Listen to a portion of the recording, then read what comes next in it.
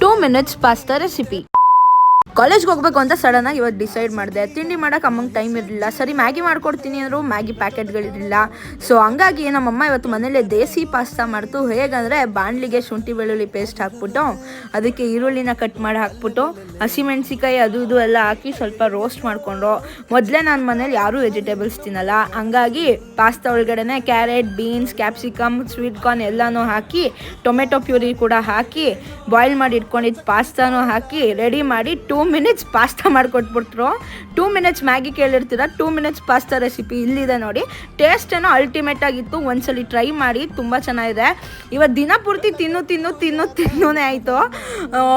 ಇವತ್ತು ಕಾಲೇಜ್ಗೆ ಹೋದೆ. ಆಮೇಲೆ ಕಾಲೇಜಲ್ಲಿ ಸ್ವಲ್ಪ ಎಲ್ಲ ಕೆಲಸ ಮುಗಿಸ್ಕೊಂಡು ವಾಪಸ್ ಮನೆಗೆ ಬರೋಷ್ಟರಲ್ಲಿ ಮಶ್ರೂಮ್ ಬಿರಿಯಾನಿ ರೆಡಿಯಾಗಿತ್ತು. ಸೊ ಮಶ್ರೂಮ್ ಬಿರಿಯಾನಿಗೆ ಸ್ವಲ್ಪ ಗೀ ಹಾಕ್ಕೊಂಡು ತಿಂದೆ. Ultimate taste. ಅಮ್ಮ ಅಂತೂ ಸೂಪರ್ ಶೆಫ್ ಆಗೋಗಿದ್ರು ಇವತ್ತು. ಸೊ ಅದಾದ್ಮೇಲೆ ಸ್ವಲ್ಪ ಹೊತ್ತು ಕಾರ್ಡ್ಸ್ ಆಡ್ಕೊಂಡು ಟೈಮ್ ಪಾಸ್ ಮಾಡಿದೆ. ಆಮೇಲೆ ಮತ್ತೆ ಸಂಜೆ ಆಗ್ತಿರಂಗೆ ಅಮ್ಮ ಐಸ್ ಕ್ರೀಮ್ ತಿನ್ನಬೇಕು ಅಮ್ಮ ಅಂತ ಇರಂಗೆ ಅಮ್ಮ ಐಸ್ ಕ್ರೀಮ್ ಕೂಡ ತರಿಸ್ಕೊಡ್ತು. ಇವತ್ತು ಫುಲ್ ಎಂಜಾಯ್ಮೆಂಟ್ ಅಂದ್ಕೊಳ್ಳಿ. ಒಳ್ಳೆ ಡೇ ಸ್ಪೆಂಡ್ ಮಾಡಿದೆ.